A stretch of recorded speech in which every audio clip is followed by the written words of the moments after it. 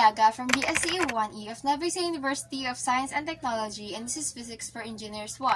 And in this video, we're going to talk about highway curves, banked and unbanked. In a banked highway curve, the road is elevated in an incline. So that means its centripetal force is applied by the x component of the normal force of the vehicle. On the other hand, on the unbanked highway curve, its road is only in a flat surface, so its centripetal force is applied by the force friction. So we have here our sample problem. A vehicle is traveling at 20 miles per hour on an unbanked road where the coefficient of static friction between tires and road is 0.8. Find the minimum turning radius of the car. Let's say this is our car in a top view.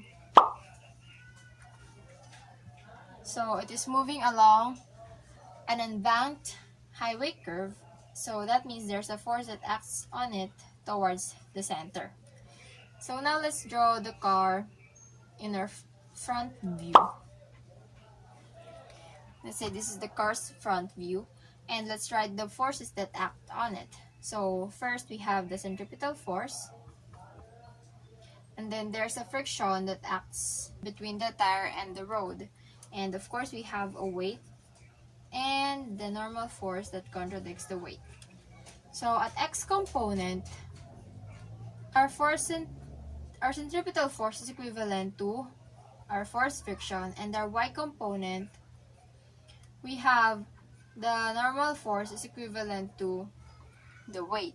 What's missing in this problem is the radius of the car. In order to solve for that, we have to derive an equation from what we have right now. So we know that the formula for our centripetal force is equivalent to mass times velocity squared over radius, and it is equivalent to the force friction, which is equivalent to the coefficient of the static friction times the normal force. And our normal force is equivalent to the weight. That means it is also equivalent to mass times gravity. So we have here mass times velocity squared over radius is equivalent to the coefficient of static friction times mass times gravity. So using this formula, we will be able to solve for the radius. First, we have a given value for the velocity of 20 miles per hour, which is equivalent to 29.4 feet per second. And we have a gravity of 9.81 meters per second squared, which is equivalent to 32 feet per second squared. And we have the coefficient of our static friction as 0.8.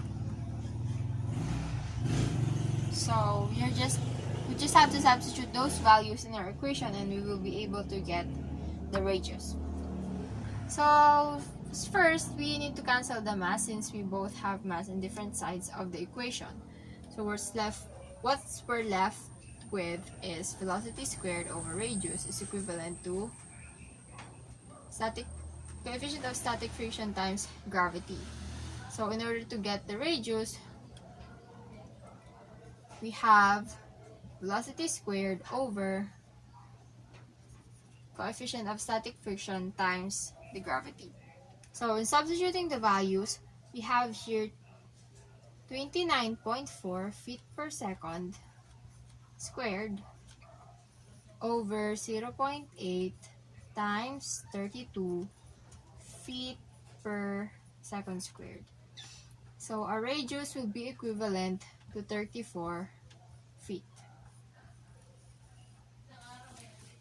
So the minimum radius, or the minimum turning radius of the car in this problem is equivalent to 34 feet. Once again, I'm Camille Pajarillaga from BSCE 1E, and this is Highway Curves, Banked and Unbanked. Thank you.